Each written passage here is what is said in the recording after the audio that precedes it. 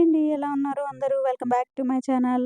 ఈరోజు నేనైతే రసము, ఆమ్లెట్ వేసుకొని తిన్నానండి. ఎందుకంటే వెజిటబుల్స్, నాన్ వెజ్ తిని తిని ఒకలాగా అయిపోయింది నోరు కూడా. అందుకని టమాటా, చింతపండు రసం అయితే చేశానండి. నోటికి మంచి రుచిగా ఉంటుంది. ఆమ్లెట్ వేసుకొని తిన్నా గాని 2 కలిపి కాంబినేషన్ చాలా టేస్టీగా ఉంటుందనమాట. అందుకని ఈరోజు అందరికీ ఇదే చేశాను. దీంట్లోకి నేను తాలింపు దినుసులైతే రసంలోకి కొద్దిగా ఎక్కువే తీసుకుంటానండి. దాంట్లో కరివేపాకు, ఎండుమిర్చి, చిదిపేసిన చిన్నుల్లిపాయలు, జీలకర్ర అండి. ఇవన్నీ ముందుగా ఒక దాంట్లో వేసేసుకొని ఆయిల్ వేసుకున్నాను. ఆయిల్ కూడా చాలా కొద్దిగా యూజ్ చేస్తాననమాట. తాలింపులో వేసిన తర్వాత ఇవి ఫ్రై అయిపోయిన తర్వాత దీంట్లో అల్లం పేస్ట్ వేసుకోవాలి. అల్లం పేస్ట్‌ని ఫ్రై చేసేసుకోవాలి. ఇట్లా డ్రైగా ఫ్రై అవ్వాలండి. పచ్చి పచ్చిగా ఉండకూడదు.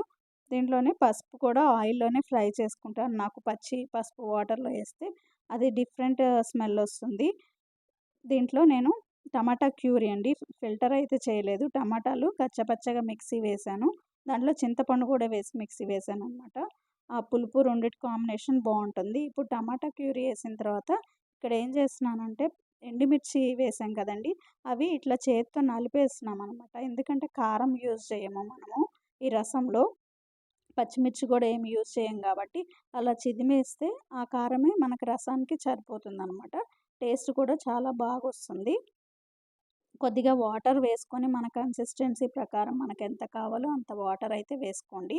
వాటర్ వేసి దాంట్లోనే జీలకర్ర పౌడరు, ధనియాల పౌడర్ వేశానండి. కొద్దిగా రసం పౌడర్ అయితే వేశాను.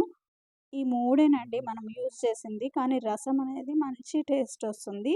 మనకి మసాలాలు ఏమి తిని తిని బోర్ కొట్టినప్పుడు ఈ కాంబినేషన్ రసము, ఆమ్లెట్ తింటే చాలా ప్రశాంతంగా ఉంటుంది. మైండ్‌కైతే ఇట్లా 5 మినిట్స్ తెల్లితే చాలండి.